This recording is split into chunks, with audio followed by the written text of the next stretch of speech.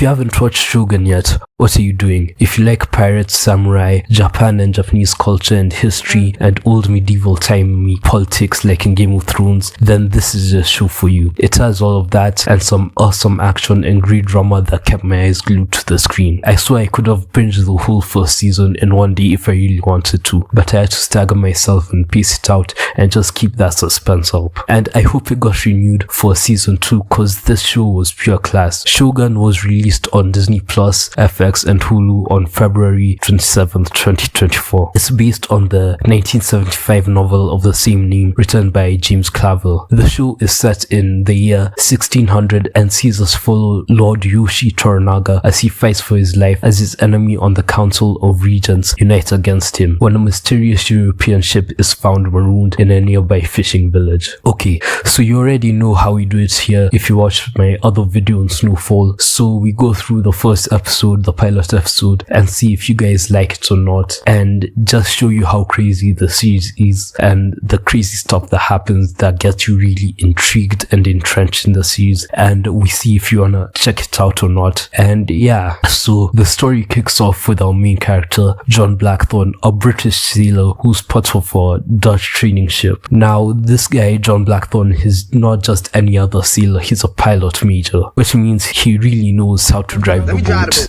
But things take a wild turn when his ship, the Erasmus, gets wrecked off the coast of Japan and he doesn't know where he is. He can assume where he is, but everyone else on his ship doesn't know. So Blackthorne and what's left of his crew that survived during the wreck wash up in this strange unfamiliar land where they're immediately seen as outsiders, or as the Japanese call them, barbarians. The Japanese samurai, led by this intense looking dude named Kashigi Yabushige, I hope I'm saying that right, capture Blackthorne and his crew. Yabushige is not playing around. He's ruthless and sees these foreigners as a potential threat to the village, or maybe even an opportunity for himself to boost himself up to the regions and get out of this fishing village and into the really better parts of Japan and be a really revered samurai. But depending on how things play out, that may or may not happen, and given the language barrier and the just being foreign to the land, it can be really hard for them to get along and work things out between Yabushige and Blackthorne. And now here's where it gets interesting. Blackthorne quickly realizes that he's in way over his head and the culture clash is real. They can't really communicate with the Japanese, and the Japanese can't really communicate with their crew to let them either go back home or just come through and pass through. So it's really a tough spot for them in this first episode for Blackthorne and Yabushige, but he shows his worth. The Japanese have their own rules, their own code of honor and their own way of doing things, but Blackthorne doesn't speak their language, of course, doesn't understand the customs and makes himself look more of a barbarian than he is, and he has no idea how to navigate this place that has been put into, where he can be used as a political pawn to further enhance one regent or another, and just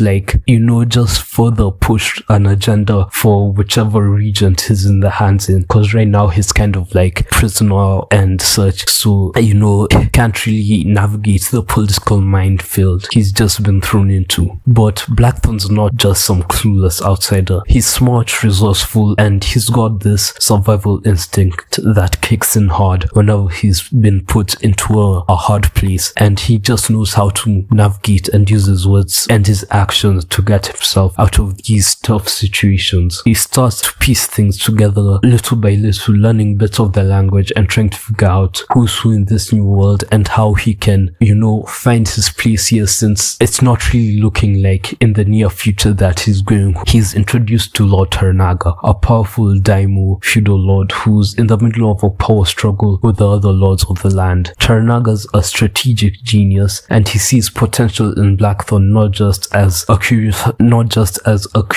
curiosity to learn about the new land and learn about the whole world that's not just Japan, but also a political pawn in his game, and as a way to prop himself up and take his enemies out. Meanwhile, there's this woman, Toda Mariko, who becomes super important. She's a Catholic convert and serves as a translator between Blackthorn and Lord Toranaga primarily, and the Japanese. Mariko's caught between two worlds, her loyalty to her people and her faith, and a growing connection to Blackthorn. She's a complex layered character, and you can tell there's gonna be some serious tension there as the story unfolds, as she tries to decide which one she wants to serve more, whether it's her people, her faith, and just doing the best thing for her and the people that she loves and cares for. So the first episode really sets the stage for all the drama, betrayal, and cultural clashes that are gonna define the series. Blackthorn's not just fighting to survive, he's trying to figure out how to thrive in a world that's completely foreign to him, and let's be real, the stakes are very high for him. If he makes one wrong move, he could end up dead, and he really has to play his cards well. So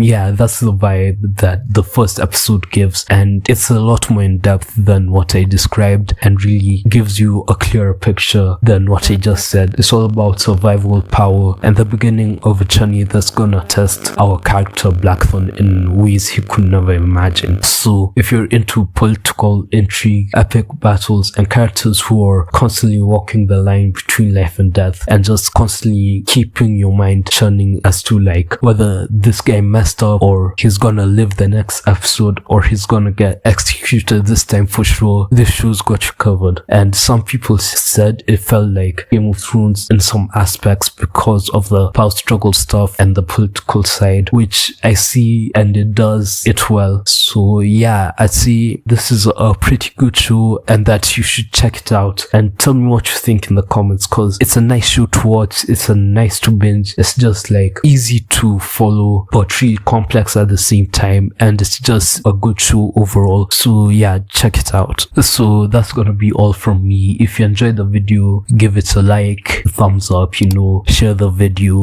subscribe to this channel if you wanna see more of this content or more things, because I'm exploring more things I wanna do. And you know, tell me some other shows I should cover. The next one I'm gonna cover is Severance before this new season ends, because it's a really good show. So yeah, thanks for watching, and yeah, I'll see you in the next one. Bye.